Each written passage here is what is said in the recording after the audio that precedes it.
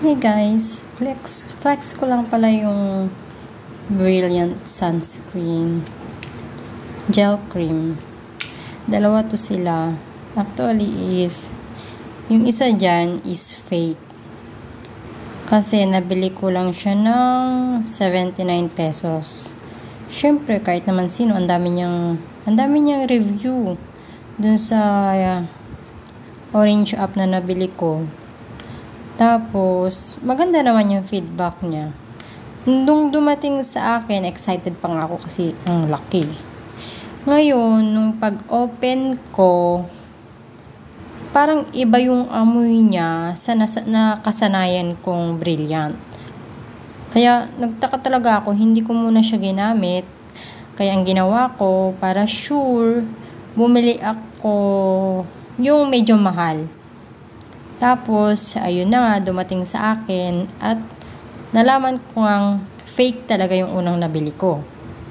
Paano natin malalaman na fake ang isang nabili natin na Brilliant?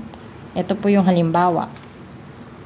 Una, ang fake po na Brilliant is dito siya sa likod mo mapapansin.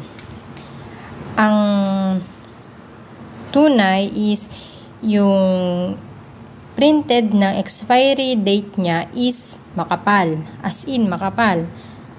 Karamihan yan, ganyan ang original.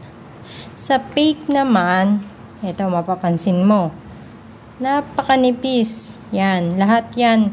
Hindi po ganyan ang Brilliant na nakasanayan ko yung pag-ano ng expiry date niya is manipis lang yung pagkakaprint niya. Tapos, pangalawa, yung color niya.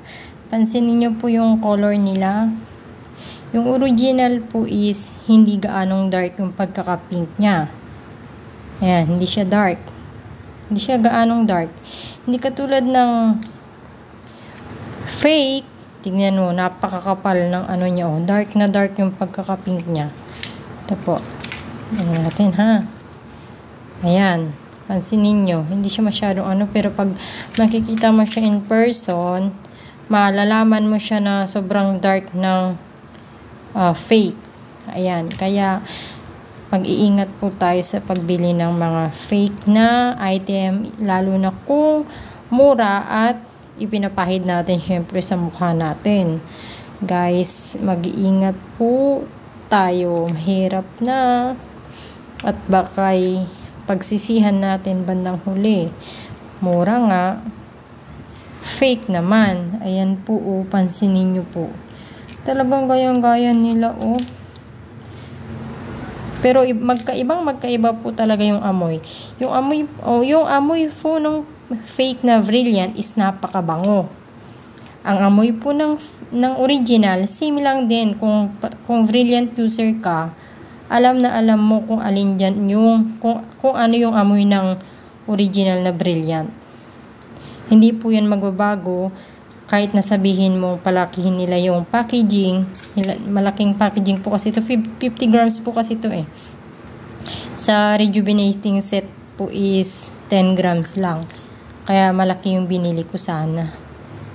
Ayan lang po guys. Ingat-ingat po tayo sa pagbili ng mga fake at mura na ginagamit at ipinapahid natin sa ating mukha.